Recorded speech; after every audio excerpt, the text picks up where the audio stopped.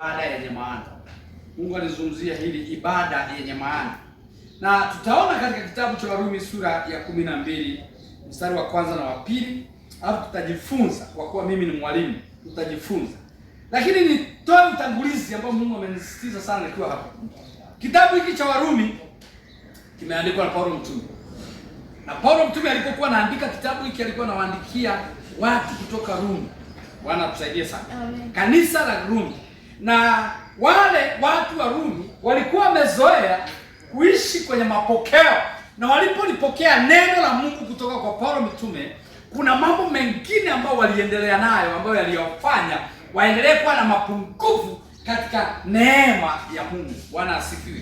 Kumbuka tunaishi kwa neema na tunapata kila kitu kwa neema. Ndani ukimtambua Mungu, Bwana asifiwe, unaanza kuona milango yako inafunguliwa. Kila mlango uliokusudia, unaoliitia jina la Bwana kwa ajili yake, unaanza kuona nuru ambayo haukuwa unaiona mapema. Bwana asifiwe. Amina. Walikuwa ni watu wa dini waliokuwa wanaishi katika dini na kufanya mambo yote kidini bila kufanya mambo yote kimungu katika roho, lakini walikuwa wanafanya katika mwili. Bwana asifiwe. Amina. Kumbuka dini ilifundisha watu sana mambo ya mwilini. Haleluya. Unaona mtu atasujudu, atafanya kila kitu, lakini bado ni mlevi. Bado akitoka pale anakunywa, bado ni mzinzi, ni mwasherati, akitoka pale na zini, kwa sababu hakuna udhibitisho wa rohoni. Haleluya. Amen. Lakini Paulo mtume akawa anawaletea neno la halisi ambalo linaharibu mambo ya nje na kuweka imara mambo ya ndani, na yakiwa ndani yanatoka nje yakiwa imara. Kwa hivyo kila kitu kinakuwa shwari kwa kila mtu. Haleluya. Amen. Bwana atusaidie sana. Kwa hivyo tunaposoma neno hili, elewa kabisa ni neno ambalo litatusaidia kuendelea kumjua Mungu zaidi, Mungu wa kweli ambaye tunamtumikia mahali hapa. Haleluya. Amen. Na nataka twende katika Biblia zetu tusome katika kitabu hiki cha Warumi sura ya 12.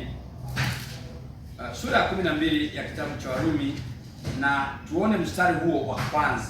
Mstari huo wa kwanza ambao Paulo mtume anazungumza hapa kwa hawa watu wa kanisa la Rumi, na leo nazungumza nani katika jina la Yesu. Alafu tutajifunza vitu kadhaa. Anasema, basi ndugu zangu, na wasihi kwa huruma zake Mungu, itoeni miili yenu iwe dhabihu iliyo hai, takatifu, ya kumpendeza Mungu, ndiyo ibada yenu yenye maana. Ujumbe wetu unasema ibada yenye maana. Bwana Yesu asifiwe sana.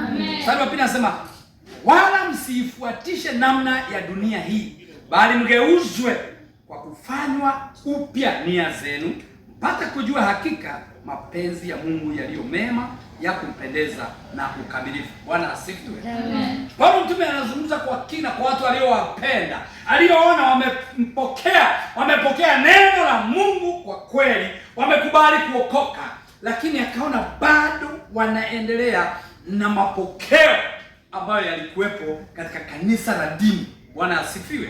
Na akaona kwa kuendelea hivyo, kwanza hawapokei baraka za Mungu, wanaendelea na mateso yale ya mwanzoni. Haleluya. Amen.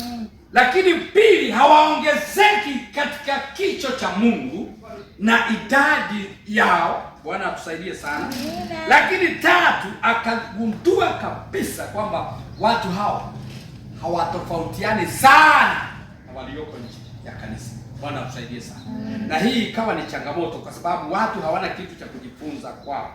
Ukiingia ndani ya Kristo halisi vizuri, inatakiwa uanze mwanzo mpya. Biblia inasema, tazama yamekuwa mapya, ya kale yamepita, yamekuwa mapya.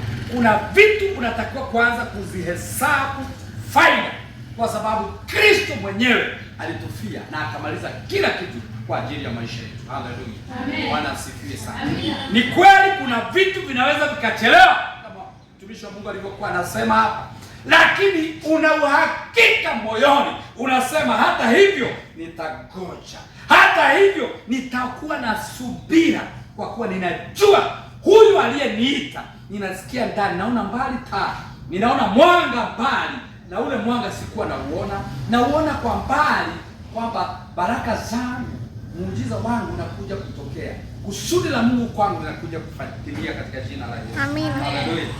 Kwa hivyo nataka tuone maneno kadhaa kabla hatujaingia kwa kina kwenye neno hili.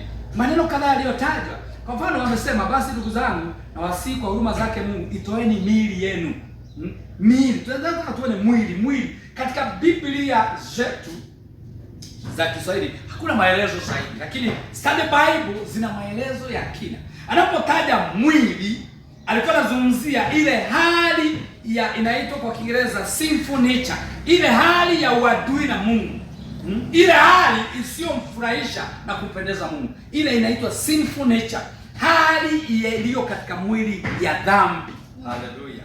Ambayo iko katika Yohana wa kwanza, imeelezwa tamaa ya mwili, tamaa ya macho na kiburi cha uzima. Hiyo hali ndio alikuwa anazungumzia Paulo mtume. Bwana apewe sifa.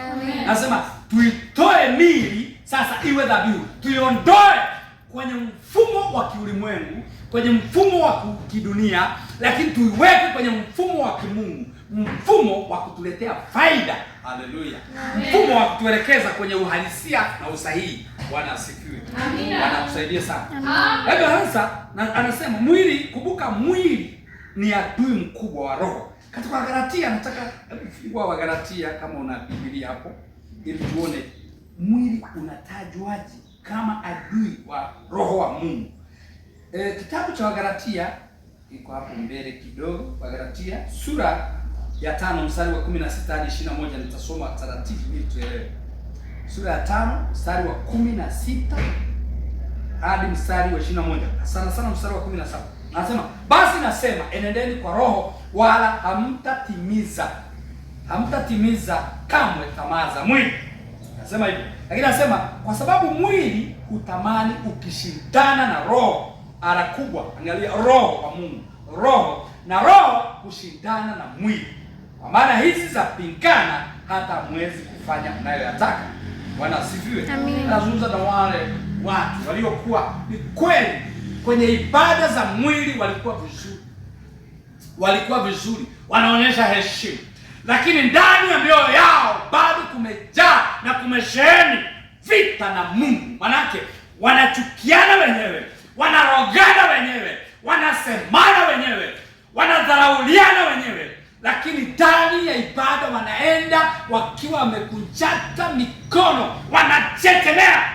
Haleluya. Bwana atusaidie sana. Lakini sasa wameingia katika imani ndani ya Kristo Yesu. Angalia hapa, Bwana asifiwe. Anasema mstari wa 18. Anasema lakini mkiongozwa na Roho hampo chini ya sheria. Kumbuka hizi ni sheria za wanadamu. Sheria za wanadamu ziliingizwa katika dini. Bwana atusaidie sana. Na ndio maana wakati mwingine hauwezi kutimiza sheria, na ndio maana Kristo alikuja, kwa sababu Kristo ni neema. Anatusamehe, anatutakasa. Hata tukikosea anaturejesha. Hata tukiwa kidogo tumejikwaa, ana uwezo wa kutusimamisha tunapomtazama yeye. Bwana asifiwe.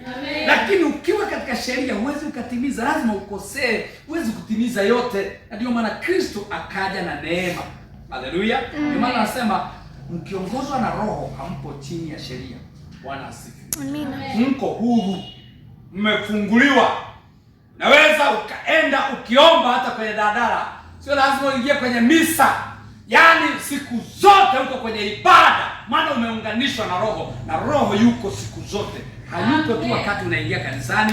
Yuko ukiwa sokoni, yuko ukiwa kwenye daladala. Roho yuko. Amina. Sikia, Mungu anataka kunidanganya. Unajua tu huyu atanidanganya. Kwa hivyo hautamkubalia lolote analokuambia. Unajua huyu atataka fedha zangu, anataka mwili wangu, anataka anitumie. Lakini baada ya wiki mbili ataniibia, atanitesa, atanidharau. Lakini Roho anasema. Kwa hivyo unajua basi.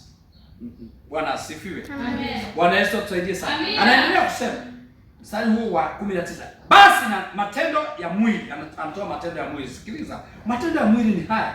Ni dhahiri. Ndio haya: uasherati, uchafu, ufisadi.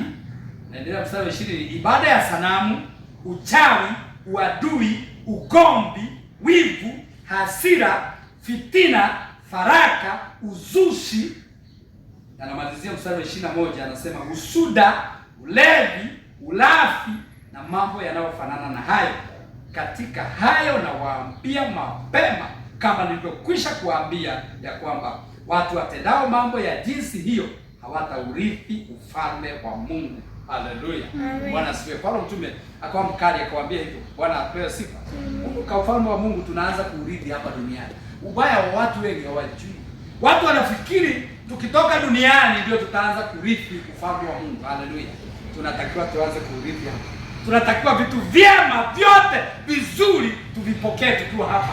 Kwa sababu Paulo mtume, Petro mtume samahani, aliambiwa mambo yote mema utayapata 100% hapa duniani. Hatimaye ukienda mbinguni kuna uzima wa milele. Haleluya. Tunataka haya ya hapa mema. Hatutaki kuishi katika machozi, hatutaki kuishi katika shida, katika mawazo, katika mateso. Bwana asifiwe. Tunataka kuishi kwa furaha, kwa sababu tunafanya mazoezi ya furaha itakayokuwepo mbinguni. Amina. Amen. Amen. Amen. Amen. Hivyo nataka niseme hivi. Tunapotaja mwili kama hapa amesema mwili, sio nyama hii.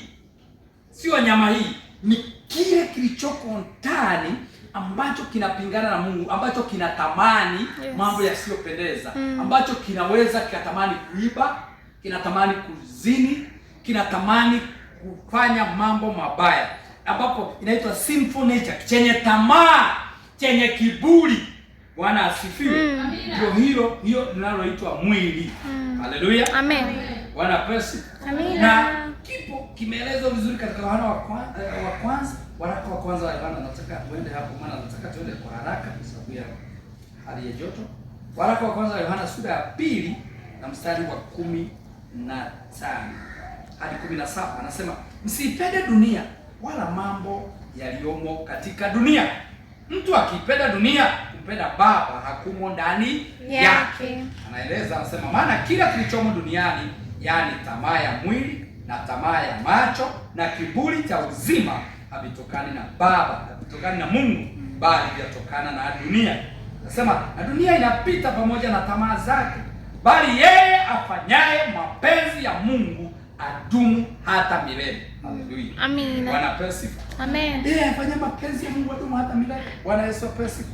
Inajua baada ya somo hili tutakuwa na maombezi na watu kadhaa. Ninasikia kutamka kitu kwa ajili ya watu kadhaa, alafu baadaye tutaona Mungu atakavyofanya, maana nasikia hivi. Bwana atusaidie. Amina. Lakini nasema hivi, nataka tuangalie Yesu anazungumzia hapa sasa, kuna kitu anazungumzia tena kuhusu viungo vya mwili ili tuelewe mwili. Nataka kwanza tuangalie mwili. Nisema mwili ili tuelewe. Bwana asifiwe.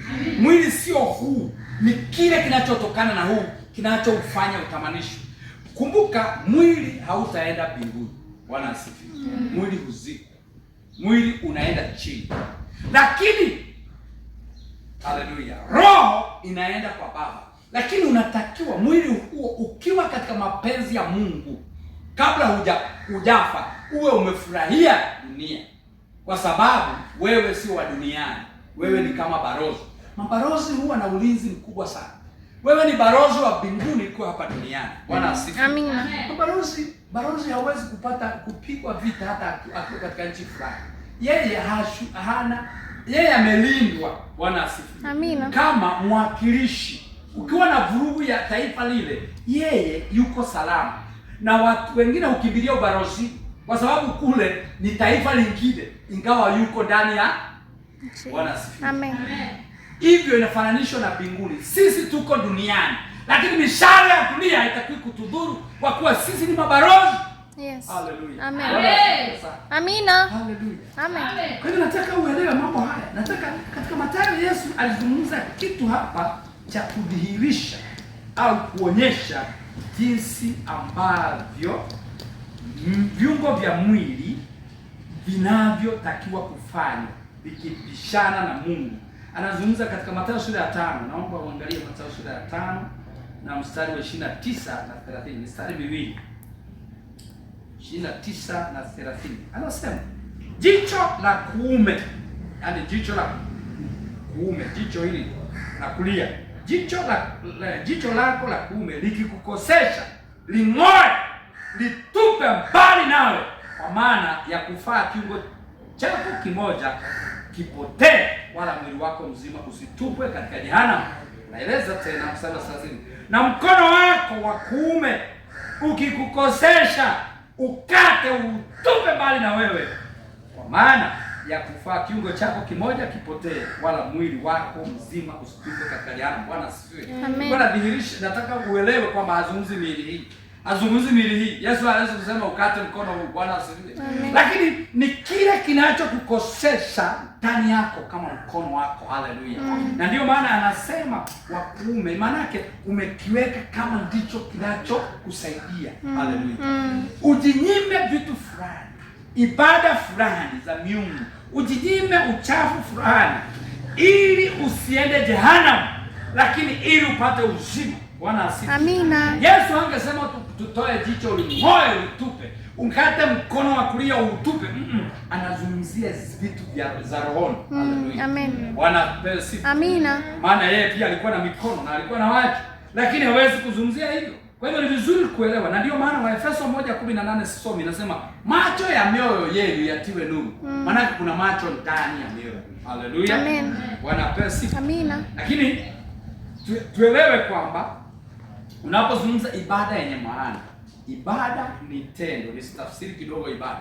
Ibada ni tendo la kiroho la kumwadhimisha na kumheshimisha na kumtukuza na kumwabudu Mungu kwa moyo na mwili kwa njia ya maneno na matendo. Ni tafsiri ndefu kidogo. Ibada ni tendo la kiroho, haleluya, amen, la kumwadhimisha, kumheshimu, kumtukuza na kumwabudu Mungu kwa moyo, kwa mwili na kwa njia ya maneno na matendo. Hiyo ndio ibada. Ndio maana tunasikia ibada yenye maana. Ibada yenye maana ni tendo la kiroho la kumwadhimisha, kumheshimu, kumtukuza, kumwabudu Mungu, haleluya, kwa maneno na matendo. Bwana Yesu apewe sifa. Na niseme anazungumza pale tuliposoma katika kitabu kile cha Warumi, anasema ndio ibada yenu yenye maana. Anasema itoeni miili yenu iwe dhabihu iliyo hai. Anapozungumza iliyo hai, kumbuka kuna vitu vingi, kuna ibada nyingi sana zinazofanyika. Kuna ibada zilizokufa, zimekufa kabisa. Bwana asifiwe. Haleluya. Amen. Unaweza kukutana hata na watumishi wengine ni wazinifu tu, ni unajua mambo yao tu, lakini ati unafanya ibada na yeye. Hiyo imekufa, hiyo haiko hai. Haleluya. Anasema ibada iwe hai, iwe ni ibada inayofanywa, inayoongozwa na kuhani aliye mtakatifu, anayetafuta uso wa Mungu na kutafuta haki na utakatifu. Bwana asifiwe. Amina.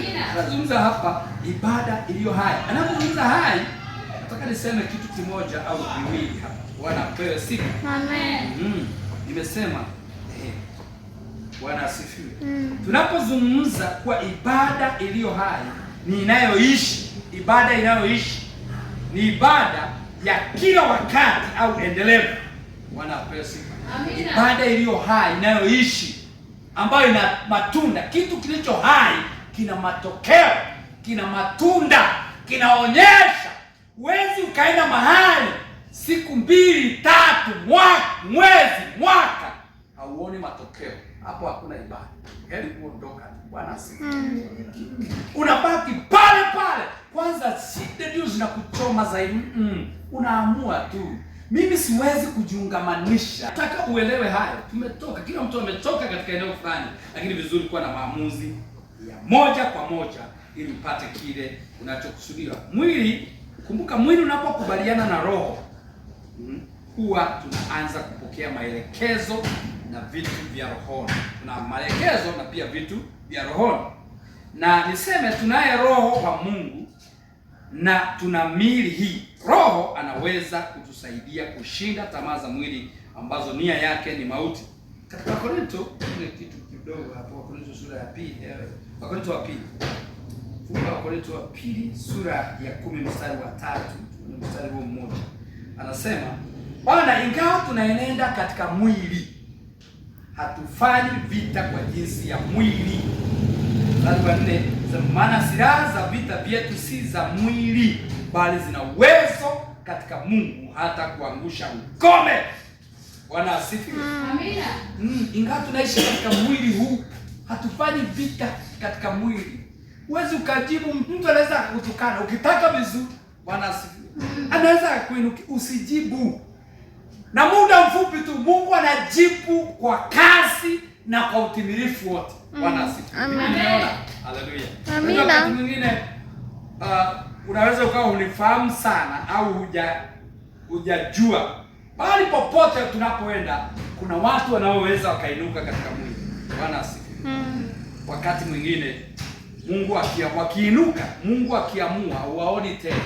Na wengine unaweza kuwaza hawa ni kama miungu, hapa hawatatoka, wana mamlaka, wana nguvu. Lakini mtu akikunyoshea kidole, akininyoshea mimi wanasema naenda kwa Mungu, nageuka hivi. Namwambia Baba, mbona uliniambia hakuna mtu atakayeweza kusimama mbele zangu? Kwa sababu aliniambia kwa sauti sana. Nakumbuka hakuna mtu katika kitabu cha Yoshua, hakuna mtu atakayeweza kusimama mbele zako siku zote za maisha yako. Amen. Mbona Mungu ninasikia fulani hayupo, Biblia hata fulani. Bwana asifiwe. Sio kwamba mimi nawasema waondolewe, namwambia Baba, siwaambie tu, waambie tu watubu, waambie tu ili waokoke nao wawe na amani. Bwana asifiwe. Kwa hiyo anayekuinukia kuanzia leo hautamuona tena. Bwana asifiwe. Amina. Amen. Amina. Nasema hivyo katika Bwana na kwa sababu Mungu alishaniambia, na hii ni ahadi ya Mungu. Amen. Bwana asifiwe sana. Amen. Na neno lingine ambalo tunaangalia ni dhabihu. Biblia inasema itoeni miili yenu iwe dhabihu iliyo hai, takatifu, ya kumpendeza Mungu. Dhabihu ni ibada ya kiroho inayompendeza Mungu. Bwana asifiwe. Amen. Ibada hii hudhihirisha ushindi na ushirika. Dhabihu hudhihirisha ushindi na ushirika. Dhabihu huleta ushirika kati yako na Mungu. Fellowship. Bwana asifiwe. Amina. Na dhabihu ni za aina nyingi sana, zikiwemo hata kutoa zaka ni aina ya dhabihu ambayo ni muhimu sana, inakuunganisha sana na Mungu. Ikiwemo pia kuzoea kuomba na kuwa na faragha na Mungu. Amina. Bwana tusaidie sana. Amina. Tumesoma. Tumeona iliyo hai, takatifu. Neno lingine takatifu. Takatifu ni safi, isiyochanganywa. Tunatakiwa dhabihu zetu zisichanganywe, tusiwe huu huku na huu huku. Bwana atusaidie sana. Amina. Na Mungu ni wa haki sana. Mungu hawezi kushindwa kukutendea. Na nitaka kusema hivi. Bwana pesi. Amina. Nisema na ya kumpendeza Mungu. Manake inayomtambulisha Mungu. Dhabihu yako unayoitoa, toa miili yetu, ni inayomtambulisha Mungu kwa maneno na matendo. Haleluya. Tunapokuwa hivyo, Mungu anajivunia kuwa sehemu yetu. Sehemu zetu za kazi yanatutangulia mbele. Na unasikia rohoni akikwambia, hebu fanya hivi na hivi. Unashangaa, mbona kusi anatupenda? Bwana asifiwe. Kuna kipindi mimi hela imeisha, kuna mambo mengi yametokea. Nasema Mungu, ninatamani nipate nauli ya kwenda kanisani jioni. Sina hela mfukoni. Ile hela nimwachia mama ya kula. Fika pale tu. Naona bosi naye amewahi ofisini mapema sana. Mbona uko smart sana? Uko smart sana. Andika hii kanoti, naomba uende pale kwa basi akupe kitu. Kaenda nikapewa 10,000. Yaani 10,000 nikaweka hapa ni nauli. Yaani anasema uko smart leo, usimati wako asema naomba upate kitu. Kana kumwambia.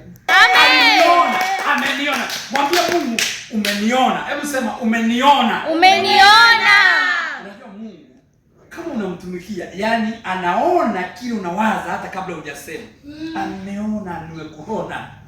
Amen. Yaani asubuhi kabla Yes. sijasaini. Kwa hiyo sikuwa nimeenda kusaini. Nimepita hapo hivi. Nikaomba. Ametoka makubwa. Haleluya. Amina. Bwana tusaidie sana. Na nitaka kusema hivi. Tunapoambiwa hapa kuhusu takatifu, nimesema isiyochanganywa, lakini ya kumpendeza Mungu, inamtambulisha ibada yetu hiyo ambayo ya kujitoa mili imtambulishe Mungu. Sema ona hata tembea yake sasa hivi, huyu ameokoka. Bwana maneno yake siku hizi hana maneno mengi. Huyu umekuwa mlokole nini? Bwana asifiwe sana. Unapouza pale watu waseme jamaa, mbona kauli zako tamu sana? Ukiwa umenyamaza tu watu wanaona. Watu wanashangaa, huyu jamaa mbona haleluya. Mbona hashindani? Wengine wakikimbizana kwenye mboga. Yeye tu akuwa na wewe. Bwana atusaidie. Amina. Haleluya. Amen. Jambo lingine ambalo nilitaka tulione ambalo halikuwa kwenye hiyo context lakini limefichwa ni Roho Mtakatifu, kwa sababu tunasikia tumejifunza mambo ya roho sana. Anaongozwa na Roho ndio mwana wa Mungu, ndio tumeambiwa. Kumbuka Roho wa Mungu au Roho Mtakatifu ni msaidizi wetu, ni Mungu ndani yetu, ni mwalimu, ni mkufunzi wetu. Yeye anajua yote, anaweza yote na anatuwazia mawazo yaliyo mema. Bwana asifiwe. Amen. Kumbuka unapokubali kuokoka tu, Roho Mtakatifu huwa ndani yako, anakuja ndani yako. Sio lazima unene kwa lugha. Kuna watu wanadanganya ati lazima unene kwa lugha ili ujulikane na Roho Mtakatifu. Hapana. Roho unapokubali Yesu anakuletea msaidizi. Bwana. Amen. Hatua ya kunena kwa lugha hiyo ni hatua tu. Haleluya. Amina. Lakini unapokubali Yesu tayari unakuwa roho, na ndio maana wakati mwingine unaweza kusikia leo nifanye hiki, kumbe kinakubalika kuliko siku nyingine. Leo nisifanye hiki, kumbe unapata ile ya faraja, amani fulani ambayo haukuwa nayo, maana yeye ndiye amani yetu. Haleluya. Amina. Buka sisi ndio amepanga ndani yetu, tumempa nafasi ya pange ndani yetu, kama vile unaweza kupanga nyumba. Amepanga, kwa hivyo ni msaidizi ndiye anayetuelekeza na kutuongoza, na inadhibitishwa katika Yeremia sura ya 29 mstari wa 11. Biblia inasema wazi kwamba Mungu anatuwazia mawazo yaliyo mema. Katika kitabu cha Yeremia sura ya 29, fungua pamoja nami kitabu cha nasema, maana nayajua mawazo ninayowawazia ninyi, asema Bwana, ni mawazo ya amani wala si ya mabaya, kuwapa ninyi tumaini siku zenu za mwisho. Manake kesho yako, kesho kutwa yako, anakuwazia mema, sio mabaya. Bwana pewe sifa. Wanadamu kama tulivyohubiriwa hapa wanaweza wakawa na kuwazia mabaya.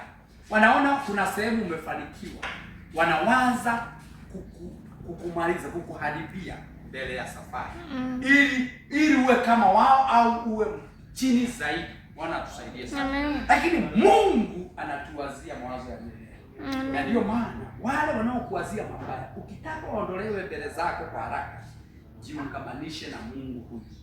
Uwe na ibada yenye maana. Haleluya. Uwe sehemu ya maisha yako yawe ibada yenye maana. Uishi katika ibada yenye maana. Haleluya. Mungu anawafukuta wote wanaotenda yasiyompendeza Mungu kwako. Maana Mungu ni rafiki yako. Haleluya. Amen. Kwa hiyo tunaona na niseme kwamba nilipozungumzia mwili, adui wa kwanza wa mwanadamu ni mwili. Adui wa kwanza, nilishasema, nataka nirudie. Adui wa kwanza sio shetani. Adui wa kwanza ni mwili, kwa sababu mwili uko nao mahali popote. Haleluya. Ndio unaweza kukukosesha kumuona Mungu. Ndio unaweza kukudanganya kuingia kwenye dhambi. Ndio unaweza kukudanganya kutamani kitu ambacho kumbe kitakuumiza.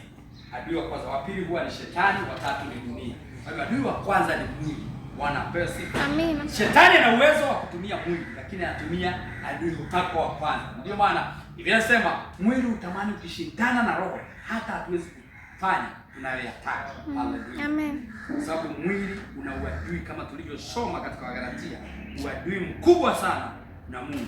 Cha kufanya, nataka tuone mambo kadhaa, mambo matatu ambayo tunatakiwa kufanya tunapoelekea kuhitimisha. Tufanye nini ili tuishi katika ibada yenye maana? Ili tufanye ibada yenye maana. Na mambo matatu ambayo nimeorodhesha. Moja, tuimarishe sana ushirika wetu na Mungu kwa njia ya maombi, kusoma neno na kulitafakari neno. Tuimarishe, tuongeze bidii katika ushirika wetu na Mungu, njia ya maombi, kusoma neno na kulitafakari. Maana yake tuishi katika ibada. Bwana asifiwe. Unajua maisha ya ibada ni maisha nguvu sana.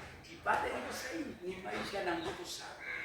Watu wa dini wanatafuta sana kuishi katika ibada, lakini kwa bahati mbaya wanakuwa bado wana uwezo wa kukosea, kwa sababu wako katika roho. Wana uwezo wa kudhulumu, wana uwezo wa kuumiza.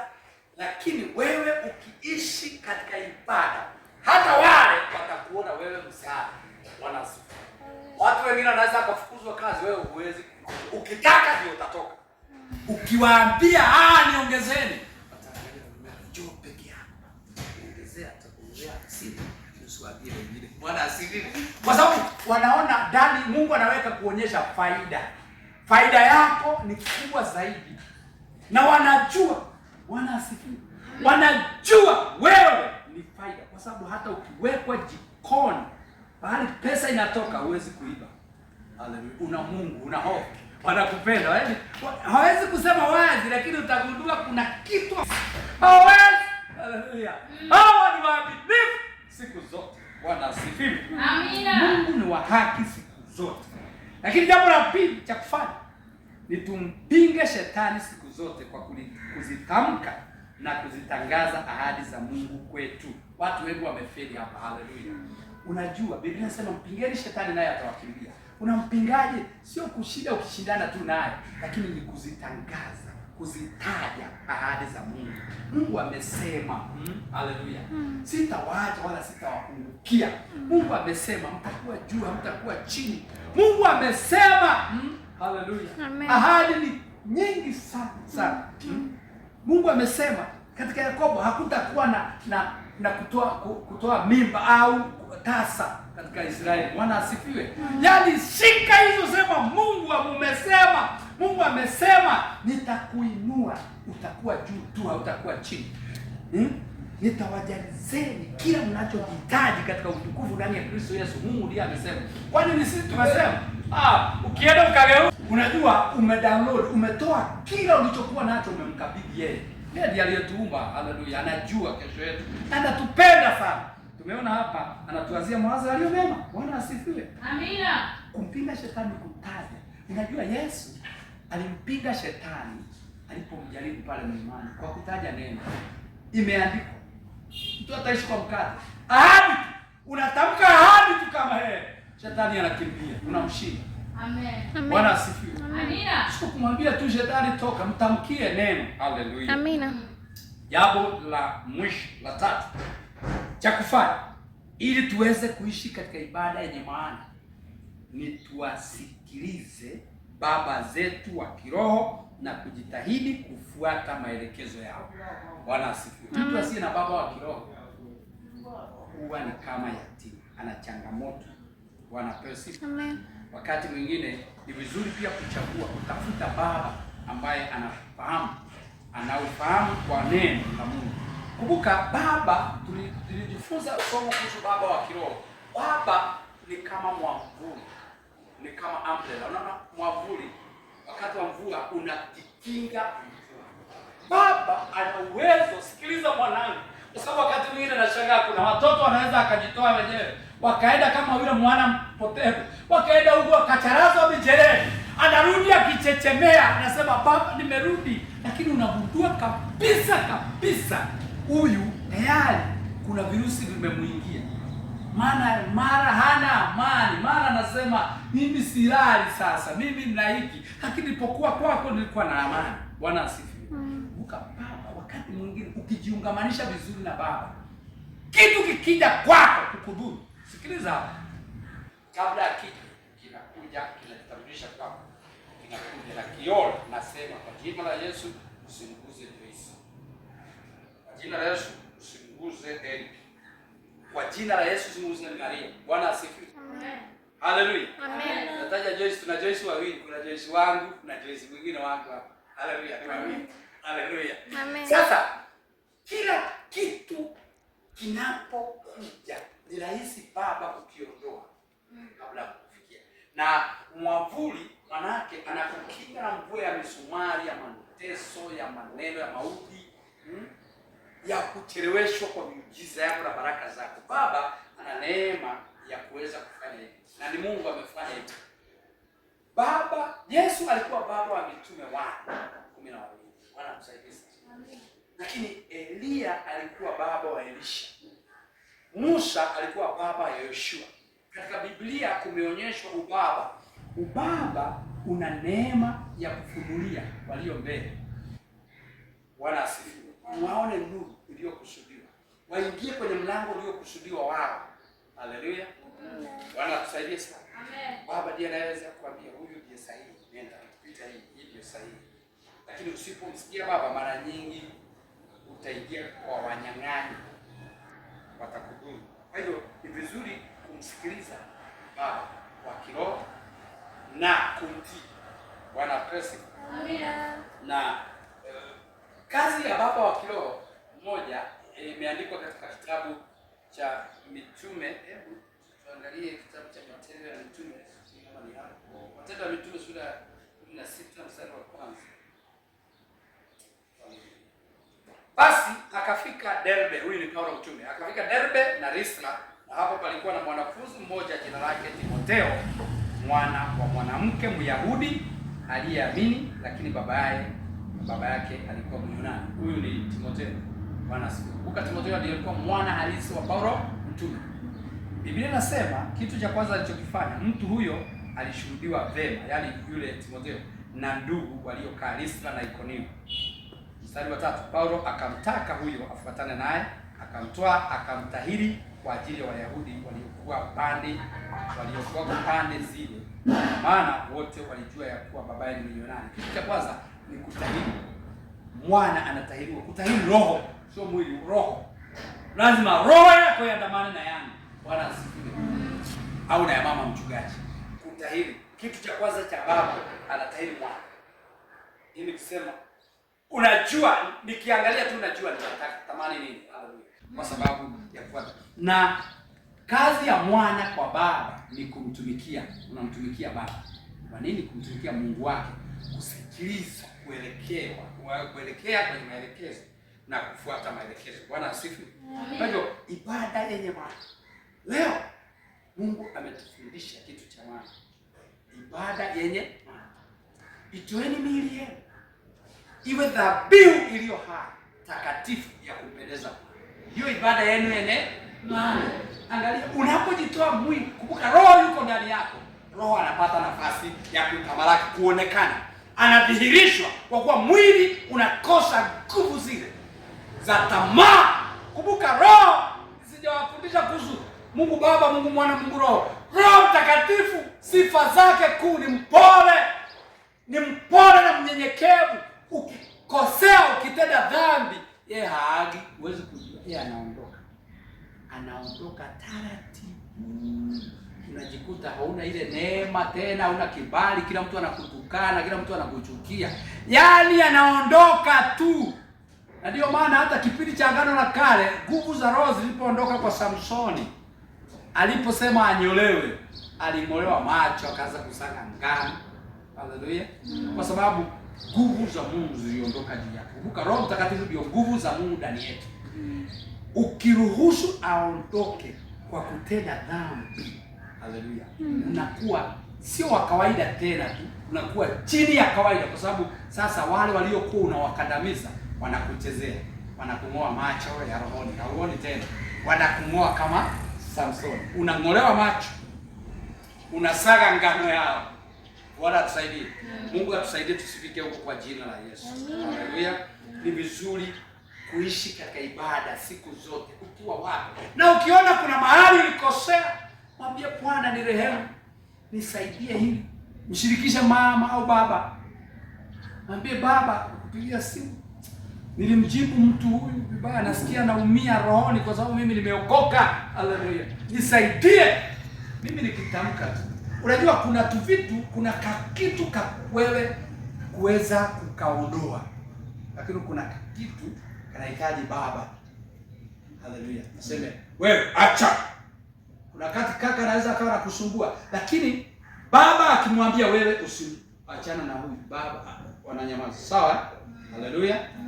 Lakini kuna sehemu pia ya baba wa juu ambao ukija kwangu na mimi naangeuka kwake. Waambia baba, angalia huyu asiye kama wengine. Ni kweli aliteleza, lakini huyu hapana, ana kitu ambacho kinanisaidia. Paulo mtume alimwombea mtu anaitwa Epafrodito, alikuwa anamsaidia sana akiwa jela, akiwa gerezani. Akamsaidia sana. Sasa alipoumwa, Mungu alisema hapana, huyu asife. Huyu hapana. Huyu asife. Huyu hata kama aliteleza huyu naomba Mungu akapona haraka na akaendelea. Bwana asifiwe. Kuna nguvu ndani ya ibada yenye maana. Nataka tusimame kwa miguu yetu.